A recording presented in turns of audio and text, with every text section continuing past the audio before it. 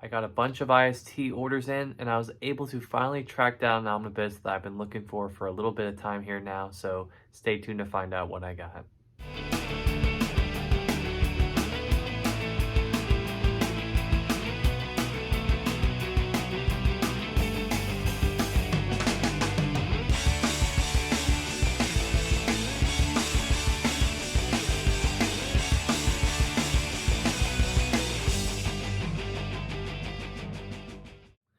Hello everyone, welcome into another haul video number 131 to be exact. Hope you guys are having a great week. This video should be coming out the week after Christmas, excuse me. So if you celebrate Christmas, Merry Christmas to you. Happy Hanukkah, Happy Kwanzaa. If you don't celebrate that, Happy Festivus, I guess. But anyways, guys, welcome into another haul video. So as I mentioned, I do have some comics from IST that I'll be showing off, as well as an omnibus that I was able to get from Amazon. I don't have any trading cards this week. I do have a new storage system that I purchased for them, so I'll be probably spending some time today, actually, since I'm off today, putting all of these cards into this storage system that I have and putting those away. It's a much better system, so I'm excited to kind of store all that stuff away there, but there's that. And then Target had a really good sale about a week ago at the time of this recording that I used to pick up one set that I didn't purchase yet, and then another set that I wanted to invest in for minifigures and just for the set in general. So we'll go through that too. But yeah, let's go ahead and get into the sections of this video, starting as always with the comics.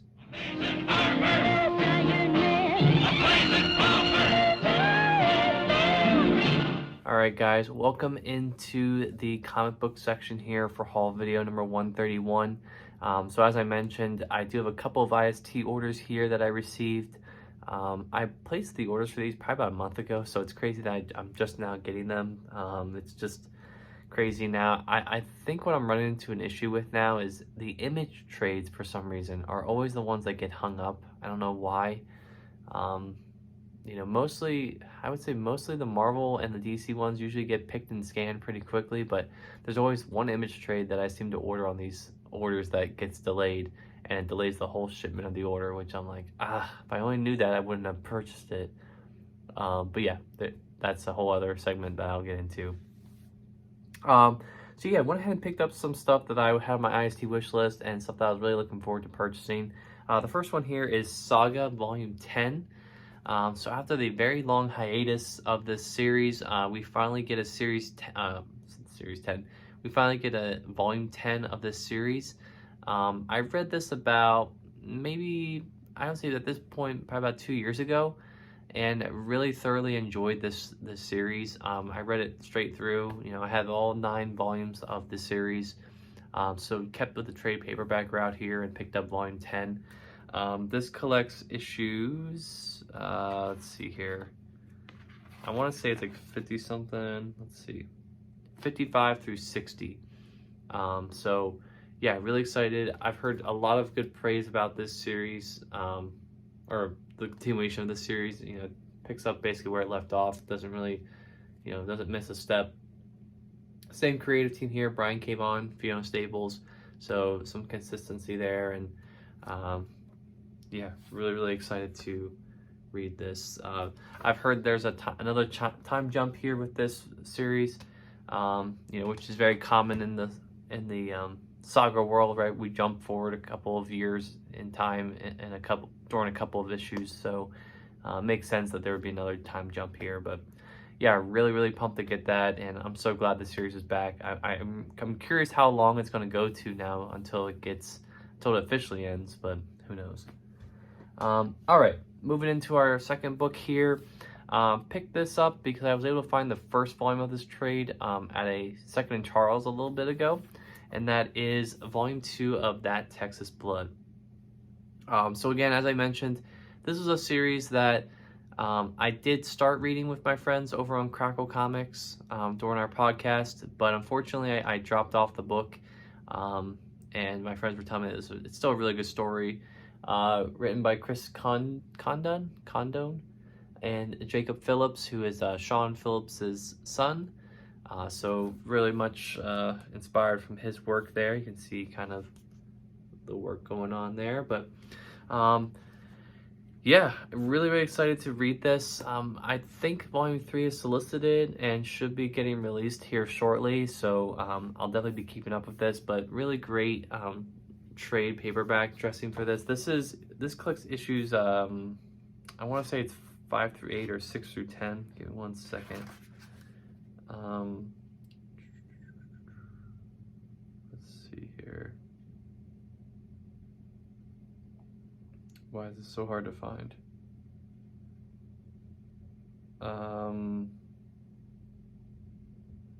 Yeah, I think this might be 7 through 12 actually, because volume 1 had 1 through 6, so maybe that's what it is. But anyways, yeah, thick paperback and really excited to pick that up. I think I might have gotten this off of a damage sale too, maybe? Not sure, I don't think I did. All right. Next volume I got here of stuff was another series I'm continuing to collect, and hopefully we'll have all of it soon, and that is Sin City, and I was able to get volume 6 of Sin City in this nice paperback format. Again, a little bit, the standard size paperback compared to the smaller digest size versions I have for volumes 1 through 4, but again, not a big deal for me. I'm not going to cry about that. So you can see here the back. This one is titled Booze, Broads, and Bullets. So really excited to read Frank Miller's Sin City here. I've heard nothing but good stuff about it. I know there's a movie that was made out of it. So yeah, I'm really excited to dig into this. I'm not sure how many volumes there is. I think there's at least 7 that I'm aware of, but I'll have to check and see, just make sure I have the whole series collected before I dive into it. So there's that. Yeah, really excited to, again, just continuing on series that I've read before, so nothing too crazy there. All right, getting into some epics here. Was able to pick up some epics that was a little ticked about, because actually I checked this week and this one was on sale, so I was like, I could have saved like an extra like $8 on this if I just would have checked the sales bin, but I usually check that before I purchase any epics, because sometimes epics float in and out of the damage section of IST, and I usually try to grab them when I can, but fortunately this one wasn't there when I purchased it, so it's whatever. That epic here is Power Man and Iron Fist Volume 4 Hardball.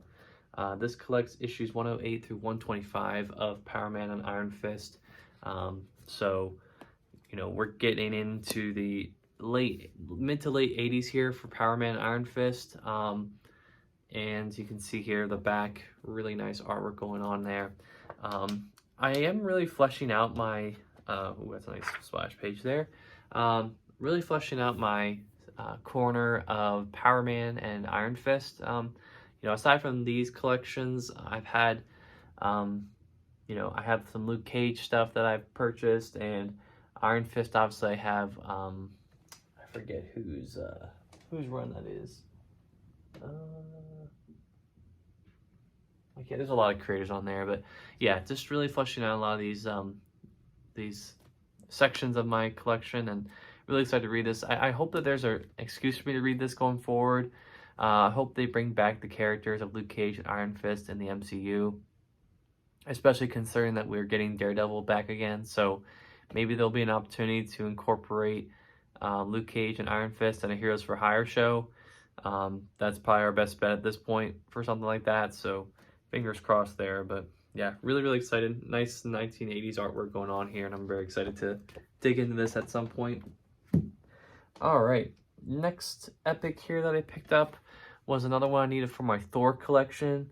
And as I've mentioned numerous times before, my Thor epic collection, I think I pretty much have every Thor epic that's been released. And we're getting into the point now where we're filling in those very few holes that are left in this run. There's an epic that's coming in 2023 that will fill in a gap of Jerry Conway's run, I want to say. It's like the early 200s of Thor. I think that's what it is. Don't quote me on that. But anyways, the one I picked up here was the Blood and Thunder So you can see here, this collects issues 468 through 475 of Thor, Annual number 18, Silver Surfer numbers 86 through 88, Warlock Chronicles numbers 6 through 8, and Warlock and the Infinity Watch numbers 23 through 25. So yeah, this is getting into the, I think, Infinity Crusade, I want to say. Maybe Infinity War, Infinity Crusade time. This is 93 to 94. So I want to say that's the era. We get some good creators on this book. You know, you have Ron Mars, Jim Starlin wrote some stuff. I'm assuming that's Roy Thomas. So yeah, some crazy early 90s artwork going on here too. So really, really cool to see that. And again, I think this comes right before World Engine, I want to say. Because I've read up to the final gauntlet and I stopped because there was a gap of like 30, 40 some issues, and I was like, okay, well, let me wait. I think there's still a gap between this one and Final Gauntlet and this one, so we'll have to see what that scenarios is there. But regardless, really nice to pick this up. You know, nice little chunk there of Thor stuff that I haven't read, which, you know, for me, at least for volume 1, haven't really read, there hasn't been much that I haven't read from Thor volume 1 now, so that's really good to know. At this point, I'm kind of waiting for a second volume of Jason Aaron Thor, so that way I can kind of continue my readathon of the modern Thor stuff that I haven't touched yet, right? I gotta finish Kieran Gillen's run, gotta get into Matt Fraction, and then into Jason Aaron, so that's kind of where I'm at with that, so fingers crossed there. Okay. Next thing I picked up here was another continuing volume of a series I've been collecting that actually concludes the collections of this series just in time for the omnibus to be announced. So I'm kind of glad I went the hardcover route. I guess I didn't have to worry too much about it because it got the omnibus treatment, which is coming, I think, in 2023. And that is Immortal Hulk Volume 5. So this collects issues 41 through 50 of the Immortal Hulk series by Al Ewing and Joe Bennett. So you can see here the very pretty Alex Ross art on the front here. But yeah, this is, again, a really acclaimed series. I've heard a lot of good things about it from my friends and from other people who've read the series as well.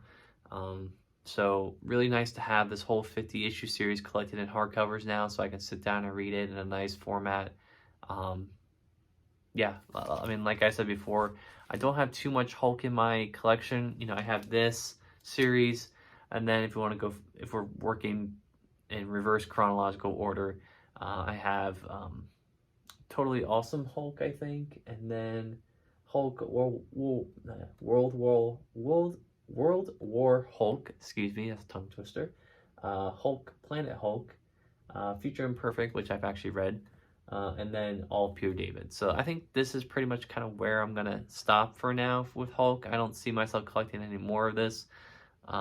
I definitely want to try the Peter David Hulk stuff first before I kind of see if I'm interested in more stuff. And honestly, I don't think I'm going to collect the 5th volume of Hulk. I think I'm just going to stop at volume 4 and call it a day. I think volume 5 collects a bunch of other stuff that isn't like the official run of Hulk. So I'll wait and see when it comes out if it's worth my while to pick it up. But otherwise, I'm very excited to get this and complete that series. All right. So the last book I got here, I'll pick it up here and I'll try to keep it out of frame. Yeah, this last book I got, my boss was fortunate enough to give each and every one of us on his team an Amazon gift card. So just as a little Christmas gift. So was very fortunate for that, and you know, just wanted to thank him for sharing that with us and, you know, giving us a little something for the holidays.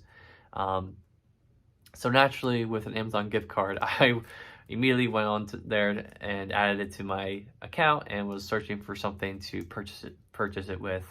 And I was looking around for a series that I've been collecting, and was able to find the collected edition, the omnibus of this series, for a pretty decent price, actually. I bought this from Book Outlet, which is a vendor on Amazon that I've gone to many a times to purchase some discounted graphic novels and other collected editions of comics.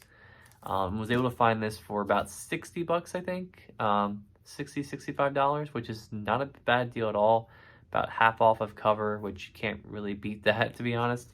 And that is the Ex Machina Tomb, this giant omnibus. So as I mentioned a couple of weeks ago, I did try purchasing this on IST and it got canceled on me, which really blew.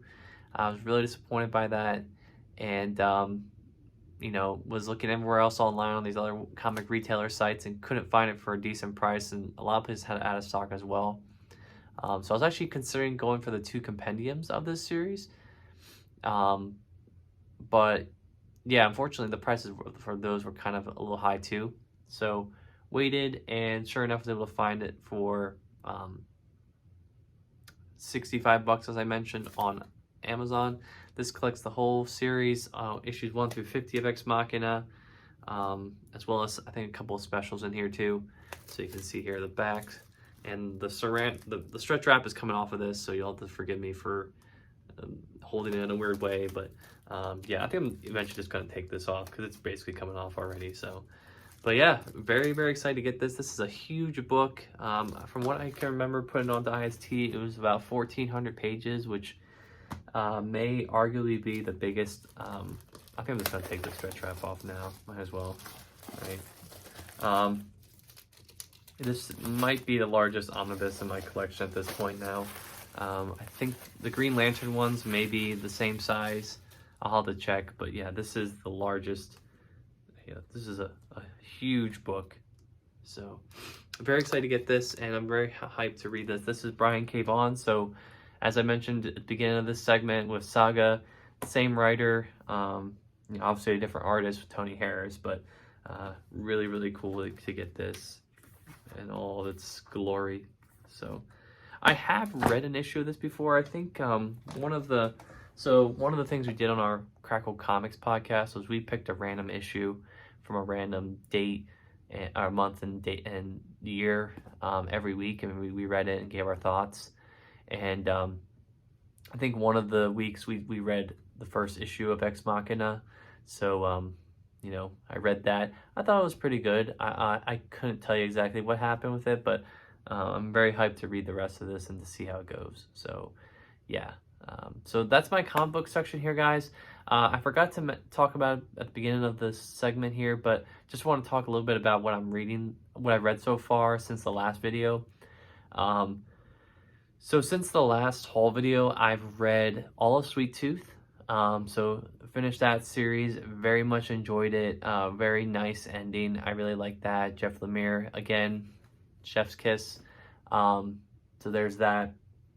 I went back and read the Iron Man Return of Tony Stark Epic Collection, which I actually showed in the last haul video. Go figure to that. But yeah, read through that, you know, pretty quickly. That epic was a pretty quick read there. So read that. And then I jumped into a bunch of Thanos stuff. So I read Thanos Infinity Abyss by Jim Starlin. Really enjoyed that. And then I went into Thanos Redemption, which was the first Thanos, his own self-titled Thanos series from 2004, I want to say. And that had, what's his name? Jim Starlin, I think Keith Giffen, I want to say. I'm not sure if that's the person. Maybe it's not. Yeah, I couldn't, or Paul Giffen, I don't know. It's someone else that does the last 6 issues, and they're very different stories. So that's that. And then I skipped over Thanos Imperative because I actually already read that, so I didn't see any need to reread it. And honestly, I read it right after I read Abnett and Lanning stuff because it kind of strongly correlates to that series. So I read it when I was reading that a couple years back. So now I am into the 5th of the 6 OGNs of Thanos that have come out. This one is the Infinity Conflict. So far I've read, and I have to read them all because I forget the names of them. I've read Revelation, Relativity, Finale, and Siblings. So my plan is to hopefully read Conflict today, maybe even get into the Infinity ending as well. That's the last one. And then I'll be completely caught up on all of my solo Thanos stuff that have in my collection here. Those OGNs take me like 45 minutes to get through, like in one sitting. I can sit down and read the whole thing, and it's pretty good. But yeah, the first few were written and drawn by Starlin, and then once we get into the Infinity Siblings storyline, Alan Davis takes over as the artist for that series, so interesting to see that. This is really random, but I remember when Infinity Siblings came out, I think it came out like about a year before Infinity War came out, the movie, and they were making these 3 new OGNs for kind of to hype up the movie a little bit. And I remember seeing a post by Jim Starlin where apparently Marvel never even sent him even just one copy of Infinity Siblings, a book, an OGN that he wrote for Marvel. He never received any free copies of it.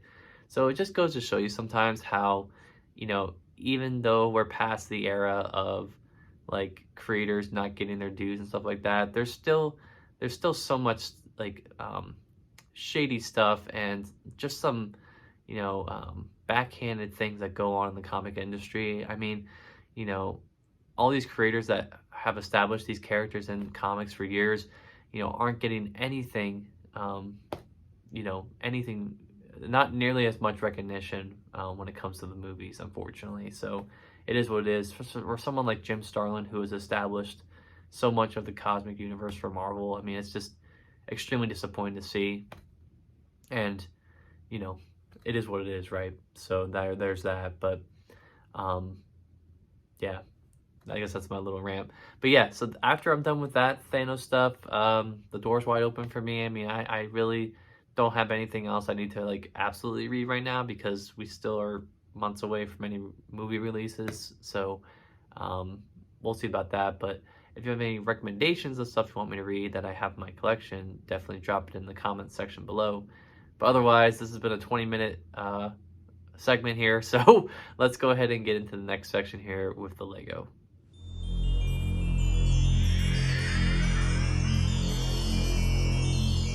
Alright guys, welcome back into the haul video.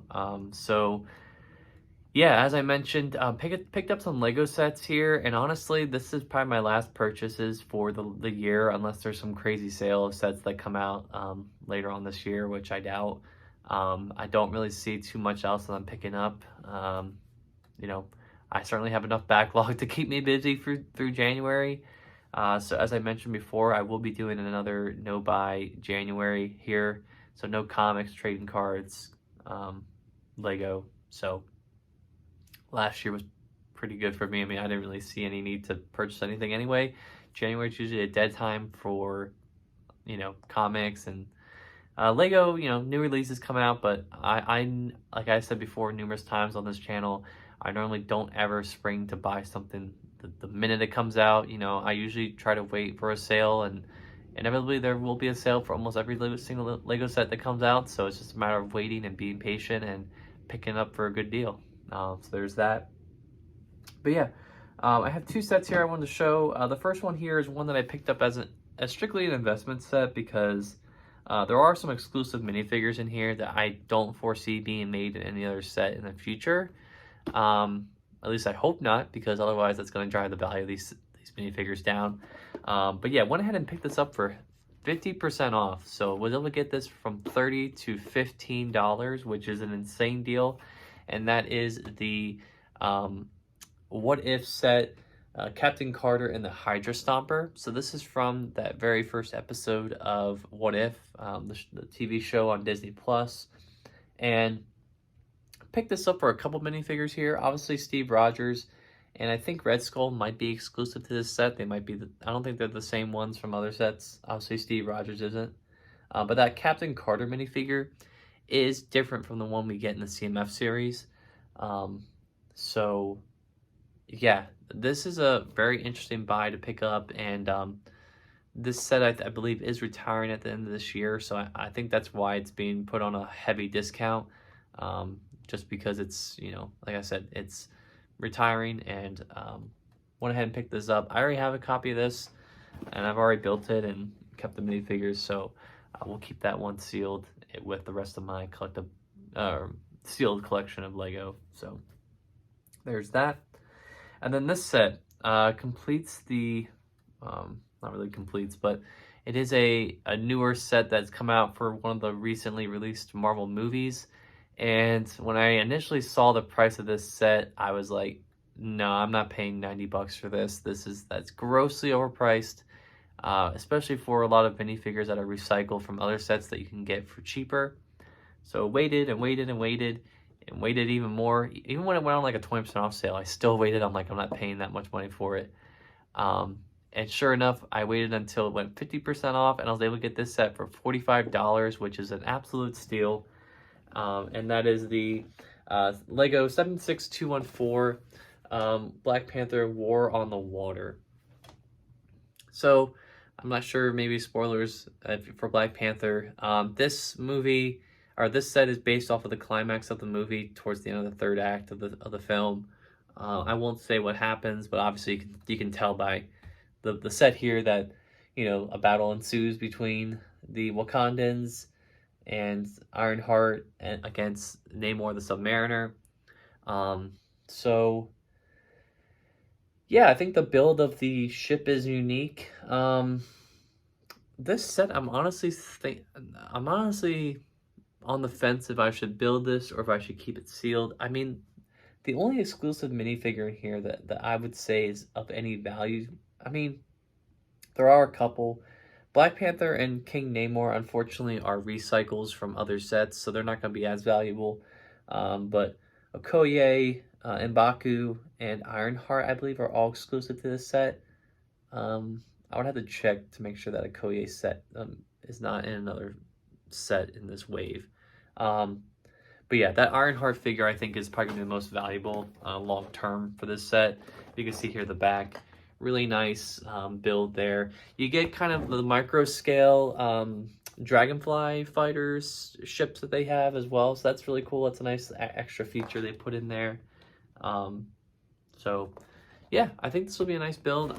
Like I said, I'm debating whether or not I want to build it because I just don't have the space for it, unfortunately. Like, I don't have it here, and I think it's probably best to keep this sealed until I'm ready to build it and put it somewhere, but more to come on that. But yeah, that is my Lego haul here. So like I said, not too much, but again, this coming month, I'm planning to do a lot of catching up on my backlog in my closet there, and yeah, just trying to find some space for stuff. So there's that. But anyways, guys, thank you so much for watching this section of the video. Let's go ahead and get into the outro.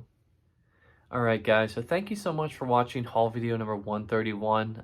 Again, if you haven't already, please consider liking this video, commenting, and certainly subscribing for more content. I do videos like these every single week, and I have a whole playlist full of these videos for you to watch if you're curious about that. But yeah, really great stuff here. Nothing too crazy. Just picking up some more stuff to continue completing my collection of stuff that I already have started to collect.